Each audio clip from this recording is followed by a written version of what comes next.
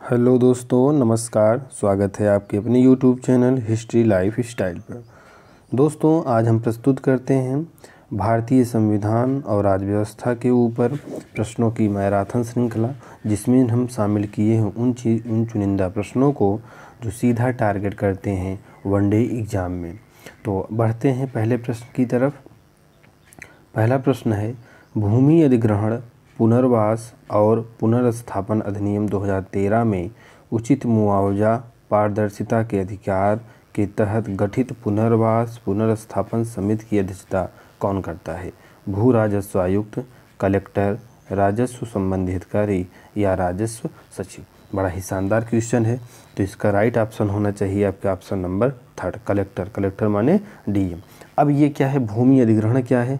भूमि अधिग्रहण मतलब होता है कि जैसे कहीं पे हाईवे का निर्माण किया जा रहा है, कहीं पे ओवर ब्रिज बनाया जा रहा है, या कहीं पर सरकारी फैक्ट्रियों का निर्माण किया जा रहा है, तो ऐसी चीज़ें जहाँ पर या जिस स्थान पर, जिस ज़मीन पर जो कि अभी प्राइवेट क्षेत्र के है, मतलब किसानों की ज़मीन है, और उसको सरकार लेकर उस पर अपना कोई चीज़ों को निर्माण कर रहा है, स्कूल, विद्यालय, विश्वविद्यालय कुछ भी बना रहा है, तो उन चीज़ों को क्या होता है, किसानों से भूमि को ख़रीदा जाता है।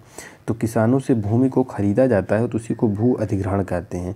तो ये जो सारी प्रक्रियाएं होती हैं वो किसकी देखरेख में किया जाता है? कलेक्टर साहब की देखरेख में किया जाता है। ओके फ्रेंड्स, बढ़ते हैं अगले क्वेश्चन की तरफ। उत्तर प्रदेश राज्य चुनाव आयोग और स्थानीय निकाय नियम किस वर्ष स्थापित किए गए? बहुत अच्छा क्वेश्चन है।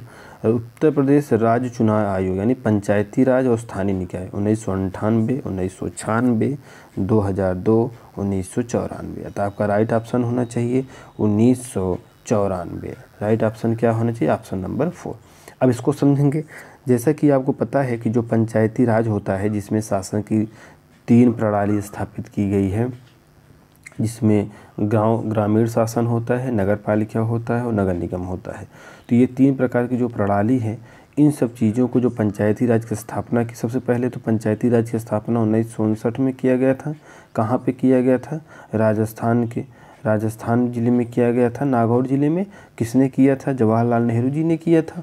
तो वही सारी चीज़ों को संविधान की दृष्टि से कानूनी मान्यता देने के लिए 73वां और 74वां संविधान संशोधन हुआ था।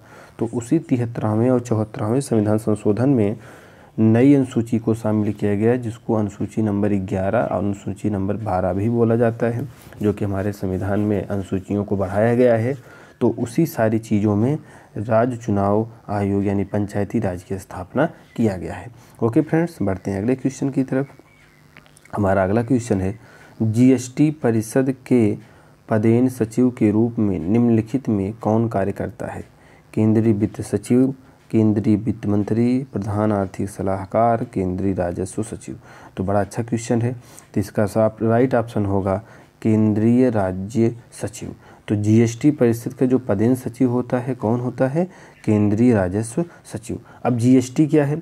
जीएसटी जो कि न्यूनतम टैक्स है, जो कि 2017 से लागू किया गया है, 1 जुलाई 2017 से। उस समय वित्त मंत्री कौन था? उस समय वित्त मंत्री अरुण जेटली थे। इन्होंने जीएसटी लागू किया। जीएसटी सर्वप्रथम किस देश में प्रारंभ हुआ था? तो जीएसटी सर्वप्रथम फ्रांस देश में प्रारंभ हुआ था। जीएसटी क्या होता है? जीएसटी का फुल फॉर्म क्या है? Goods and service tax. तो जीएसटी क्या करता है? ये सभी करों को मिलाकर इकट्ठे एक कर का रूप लिया है, जिसमें क्या है, सरकार को काफ़ी बेनिफिट होता है। जीएसटी के 3 प्रारूप होते हैं, केंद्र स्तर पर होता है, राज्य स्तर पर होता है और जिला स्तर पर होता है, जिसको सीजीएसटी, एसजीएसटी एवं जेजीएसटी बोला जाता है। तो जीएसटी क्या है? ये नवीनतम टैक्स है। अच्छा, जीएसटी अप्रत्यक्ष कर प्रणाली है या प्रत्यक्ष है? तो जीएसटी जो है अप्रत्यक्ष कर प्रणाली है। इतनी सारी चीज़ों को आप लोग ध्यान रखिएगा। ओके फ्रेंड्स, हमारा अगला क्वेश्चन है, वह अध्यादेश जिसे राष्ट्रीय सुरक्षा अधिनियम 1980 द्वारा निरसित किया गया। राष्ट्रीय सुरक्षा अध्यादेश 1980, आंतरिक सुरक्षा व्यवस्था, आंतरिक सुरक्षा संशोधन या विघटनकारी गतिविधियाँ। तो 1980 में क्या संशोधित किया गया? राष्ट्रीय सुरक्षा आदेश 1980। तो ये क्या था, ये NSA जिसको आप लोग सुनते हैं, NSA उनके ऊपर लग गया है। तो ये आतंकवादियों के ऊपर या कोई गंभीर मुकदमों से जूझ रहा अपराधी हो उसके ऊपर राष्ट्रीय सुरक्षा अधिनियम लागू किया जाता है। आजकल के यूपी में खास करके योगी सरकार इस NSA और पोटा, पहले एक कानून था पोटा, इन सब चीज़ों को काफ़ी यूज कर रही है यहाँ के अपराधियों को एवं उनकी माफियाओं को ख़त्म करने के लिए। ओके फ्रेंड्स, मित्रों, यदि वीडियो पसंद आ रहा है तो चैनल को सब्सक्राइब जरूर करिए। जो नए विजिटर हैं, जो हमारे चैनल पर नए आए हैं, वे चैनल को जरूर सब्सक्राइब करें। अगला ऑप्शन है, राज्य के उच्च न्यायालय के मामले में सूचना का अधिकार 2005 के लिए सक्षम प्राधिकारी कौन है?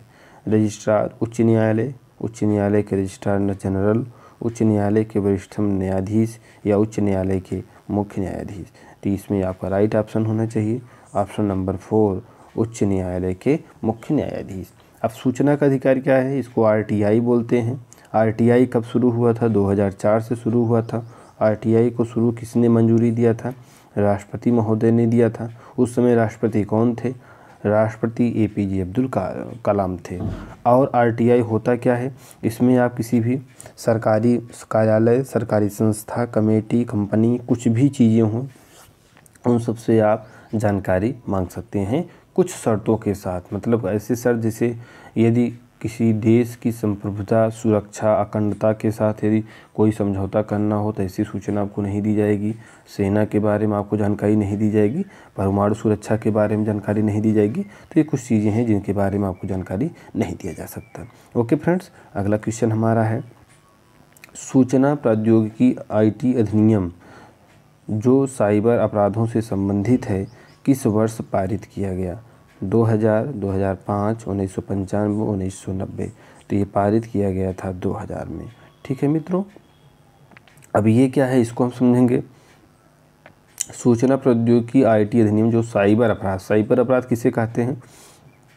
ये आजकल बड़ी तेज़ी से फैल रहा है और फैल भी गया है, जिसमें क्या होता है कि मोबाइल नंबर पर अनजान शख्स से OTP आता है, फिर OTP को डालने पे पता चलता है कि आपके अकाउंट से पैसा ख़त्म हो गया। या कभी कभार आपके पास फर्जी कॉल आते हैं कि आपका लकी ड्रा निकला है, आप इतना रुपया जमा करिए, आपको करोड़ों रुपए मिलने वाला है, कार मिलने वाला है। तो ये जो सारी चीज़ें होती हैं, ये सब क्या होता है? साइबर अपराध होता है। तो साइबर अपराध या साइबर क्राइम होता है। तो इससे निपटने के लिए संसद ने जो अधिनियम बनाया था वो कब पारित किया गया था? 2000 में। ओके फ्रेंड्स, अब तो इस पर काफ़ी संशोधन भी कर दिया गया है। अगला क्वेश्चन हमारा है, भारत में केंद्रीय आतंकवाद विरोधी कानून प्रवर्तन एजेंसी के रूप में कौन सी एजेंसी कार्य करती है? CBI जिसको केंद्रीय अन्वेषण ब्यूरो कहते हैं, राष्ट्रीय अन्वेषण, विशेष सुरक्षा दल या IB? तो राष्ट्रीय अन्वेषण अभिकरण, यानी राष्ट्रीय अन्वेषण माने होता है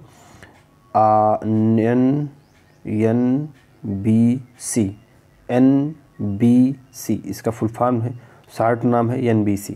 तो ये क्या काम करता है? केंद्रीय आतंकवाद विरोधी, यानी आतंकवादियों के जो कारनामे होते हैं उनके कार्यों पर ये रोक लगाती है और जांच करती है कि क्या कोई आतंकवादी समूह हमारे देश में कहीं गुप्त रूप से सक्रिय तो नहीं है। तो ये थे आज के कुछ चुनिंदा एवं कठिन प्रश्न जो कि वनडे एग्ज़ाम में अच्छे रूप से पूछे जा रहे हैं। अगर प्रश्न और वीडियो दोनों पसंद आया हो तो चैनल को ज़रूर सब्सक्राइब करिए, लाइक करिए, शेयर करिए। मिलते हैं अगले वीडियो में, तब तक के लिए नमस्कार, जय हिंद।